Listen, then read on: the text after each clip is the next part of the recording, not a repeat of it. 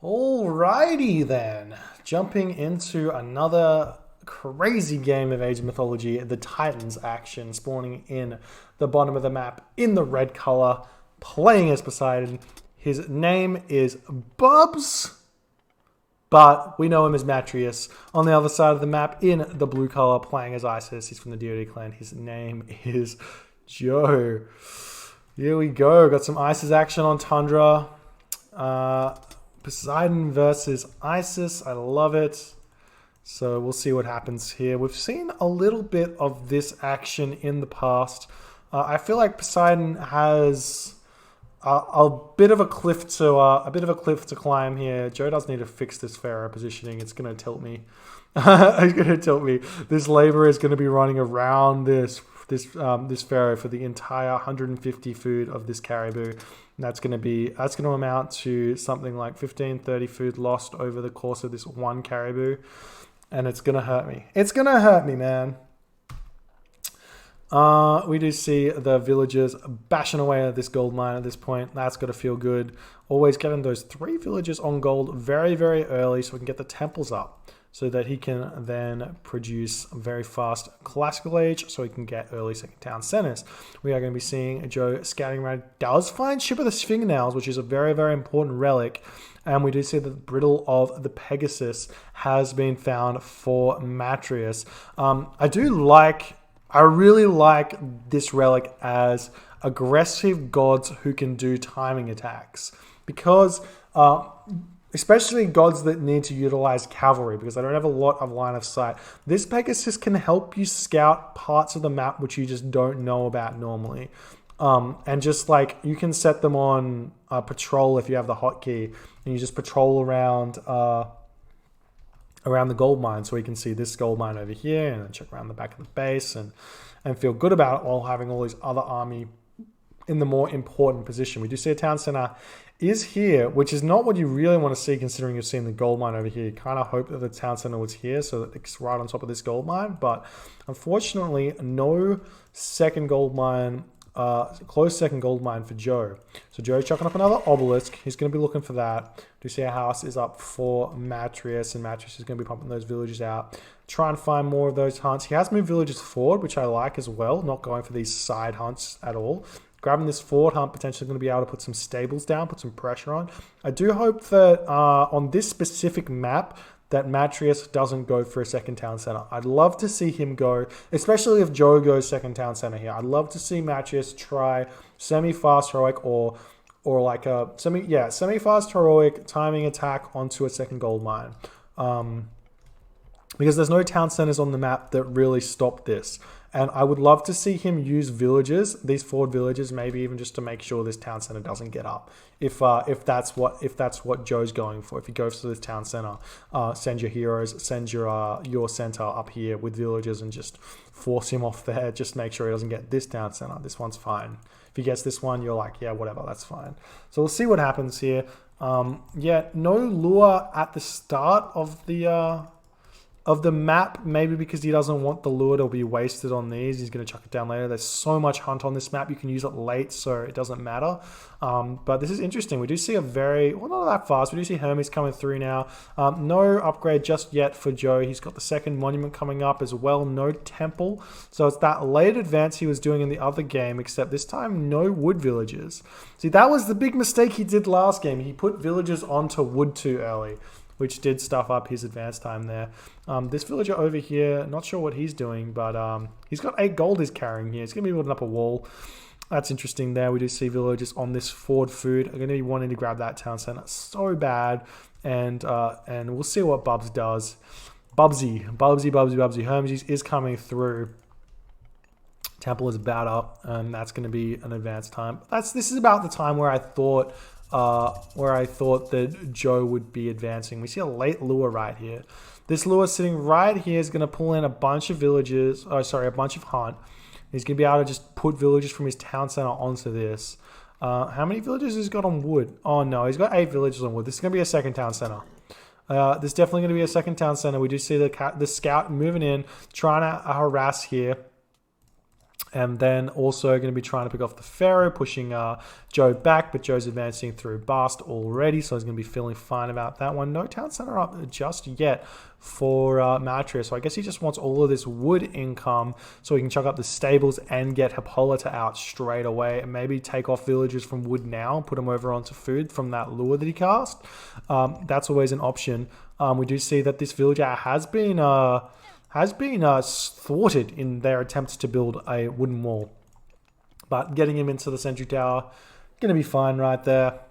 And then retreating out of that action. Feels good, man. Feels good.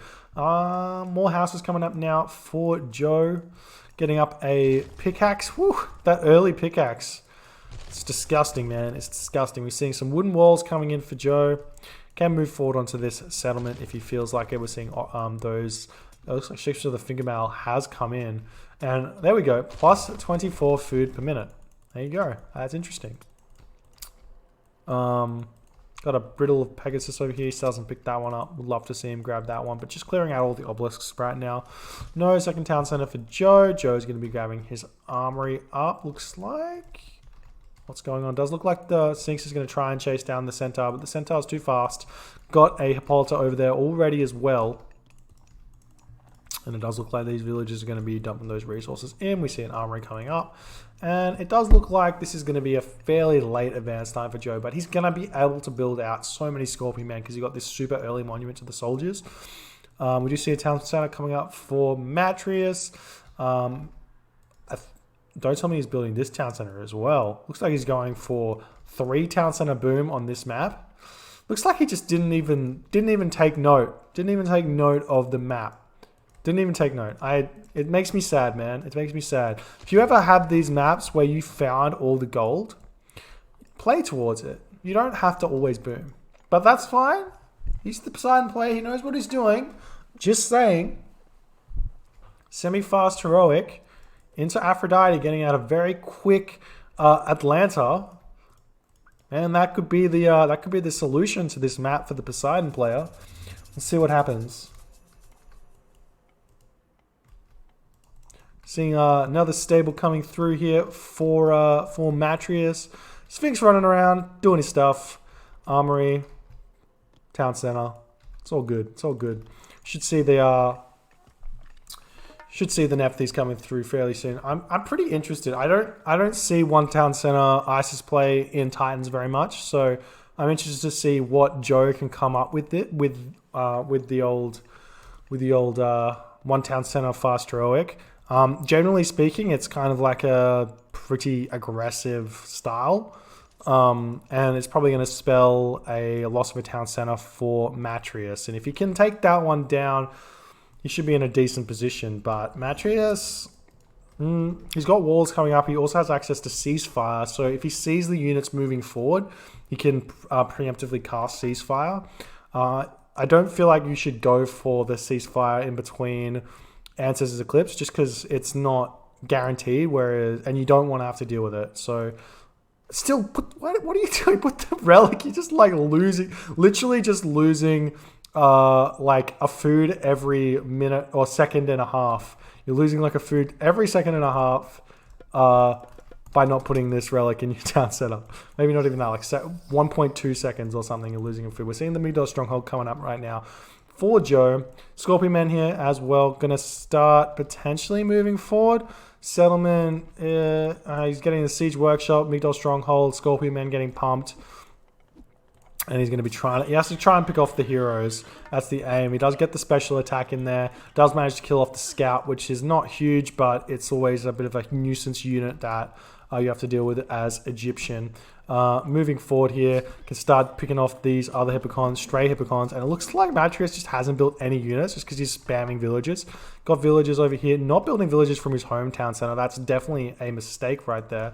Potentially a mistake. Maybe he's opting to do that because he feels like he doesn't have enough food income or something like that. We'll see.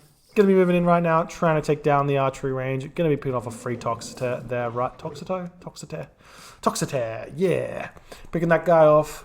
Stables coming through, archery range is coming up, more stables coming up for Matrieuss. He's going to be pumping even more of those units.